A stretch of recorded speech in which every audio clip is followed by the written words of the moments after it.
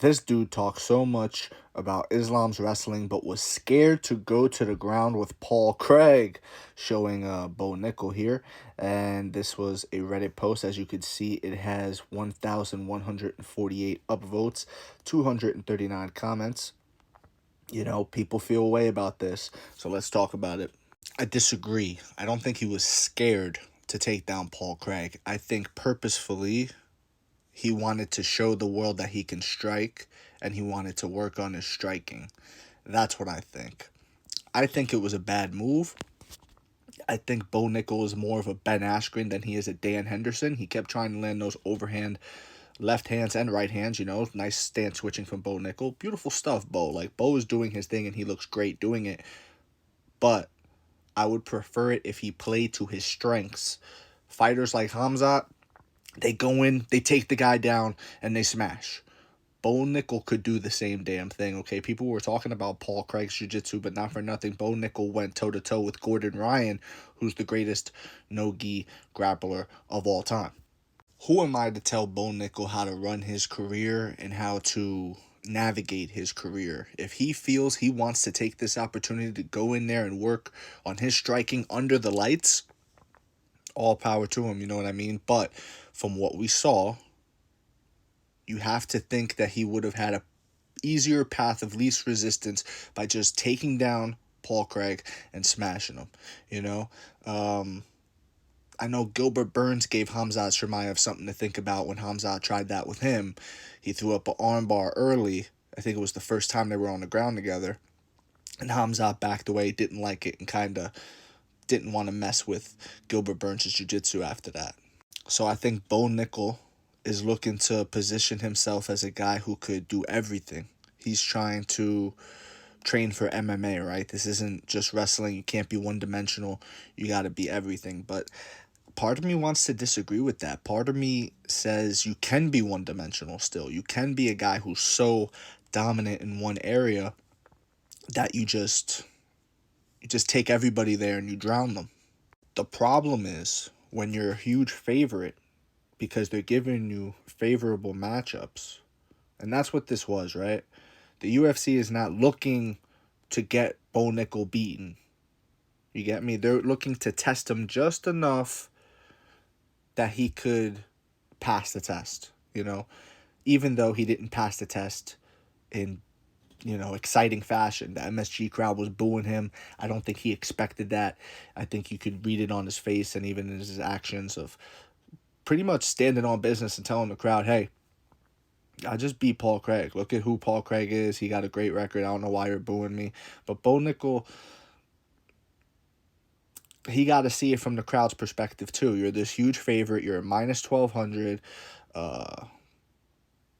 You got to get the finish on that. You got to get the finish on that. In the UFC, the crowd loves finishes. This is for America, bro. You're in Madison Square Garden, and President Donald Trump is sitting there. You got to go out there and the Hamzat Chimaev and get on Robert Whitaker and rip his head off and bring it to the president like this. You get what I'm saying? That's what you got to do. That's what you got to do. Crazy as it is. Especially when you're expected to do so. You get what I'm saying? And Bo Nickal puts himself at that level too. The way Bo Nickal does speak about himself, he's very matter of fact about how good he is. This is something that, it comes with that. If you say you're the greatest, you have to show why you're the greatest. If you say you're going to be da-da-da, you have to not only pass the test of these UFC favorable matchups, you have to pass with flying colors.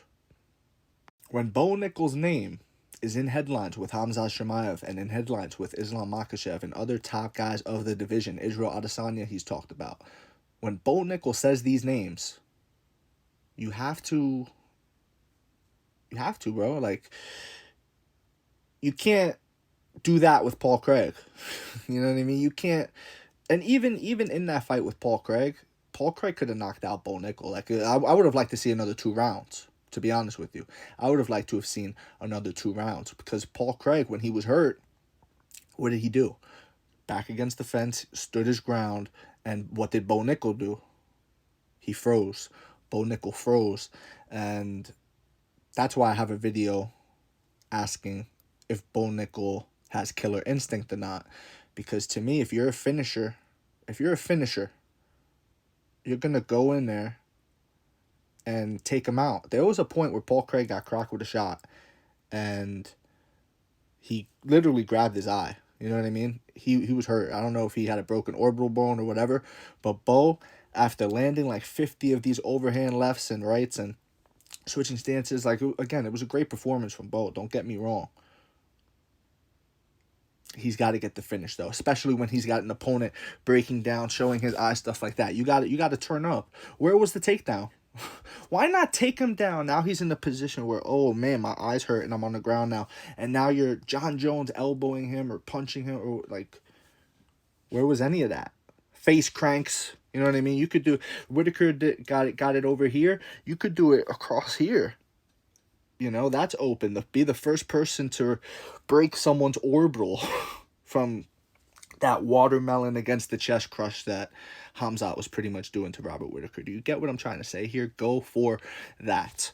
If I had to grade this performance, I would grade it a B+, because it was just about as good as you could do if you didn't have such high expectations. You get me? It's the high expectations that made me think you could have gotten an A or an A+. And, you know, part of it is you accepting those. I mean, think about it, man. Think about the way people talk about Bo Nickal. They say he could make a world team right now, today. That's what they say. You know? A lot of people believe that. That's good. That's a lot of potential, though. You know what I mean? If he's as good as they say, future champion, people are saying about Bo Nickal, it's not a matter of if, it's a matter of when. That's what they're saying.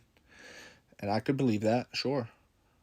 But you have to go out there and establish yourself as one of the dominant names in the division. You can't still have this, even while being given a favorable matchup, you still can't go out there and be like, and have people looking at you, questioning you and stuff like that. I don't know.